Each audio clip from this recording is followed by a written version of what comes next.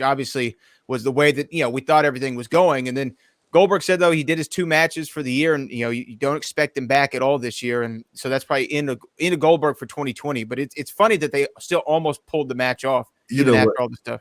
I don't know if that's true or not. I don't know if that's true or not. I think. Oh, do you smell a work on this one? Goldberg always, Goldberg got to make himself look good on this thing right here. You know what I mean? He would have had a better chance against Roman, and that's what it sounds like to me.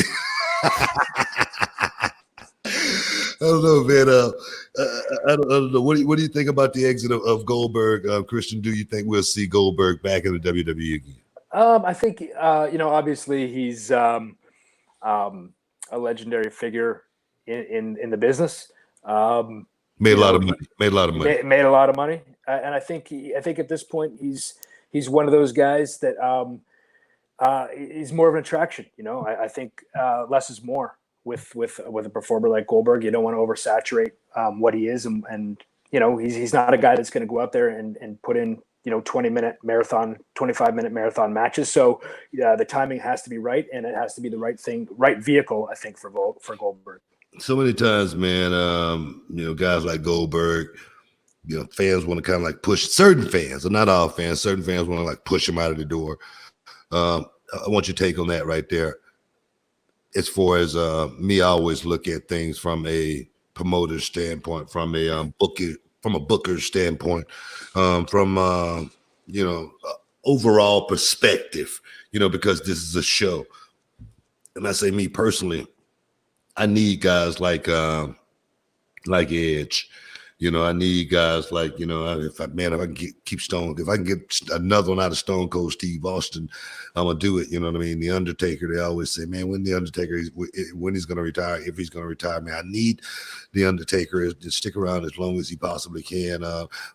Those guys like that are invaluable. Guys like that are definitely priceless, in a sense, and to have them around.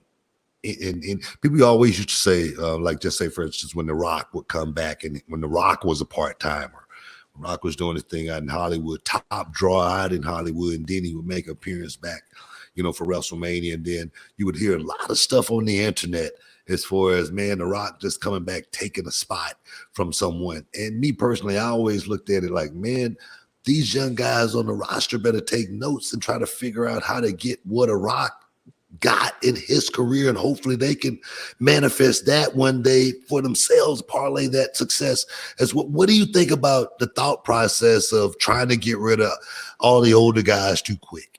Well, I think that I think a lot of negativity, I mean, you see it on social media all the time, right? It's just it's a place where people go, and more times than not, it's negativity. And I think that a lot of times people want to know too much of what's going on behind the curtain than what they actually see, and they're already talking about like, well, this is supposed to happen and this should have happened and blah blah blah, instead of just letting stories play out to what they are. But yeah, I agree with you. I mean, you need they're attractions, and it's all about creating buzz. Like I said, there's no off season, so you have to create buzz at different points in time with these names, and it doesn't matter when you have a talent that shares space with these type of names that have built up the equity in their character, in their names.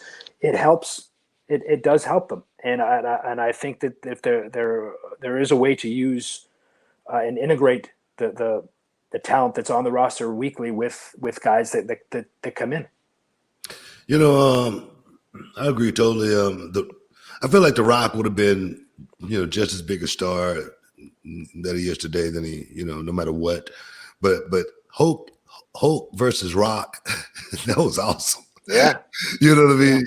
To see Hulk Hogan, that era, versus The Rock, this era.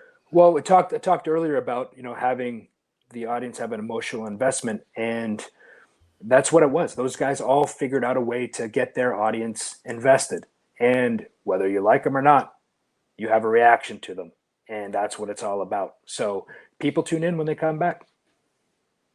Feel the same way. Bradley, you got anything to add? Yeah, I mean, I'm like you. I mean, I'm not one of the people who just roots for, the old guys to get out of the way and make room for the new ones. I think that when you have, we had somebody book, AJ, a friend of ours, who was watching the show, WrestleMania, for the first time in years because he heard Brock Lesnar and Goldberg were on the show, and he wanted to watch WrestleMania. So, and then when you have people like that, maybe lapsed fans or casual fans who tune in and they see Ricochet, or they see Cedric Alexander, they see Rhea Ripley, Charlotte, they might get reinvested into these guys. So they're a draw and an attraction for a reason. I just hope that it isn't the end of Goldberg. I hope that his last match isn't in front of zero fans. It's finished. Well, you say everyone's finished.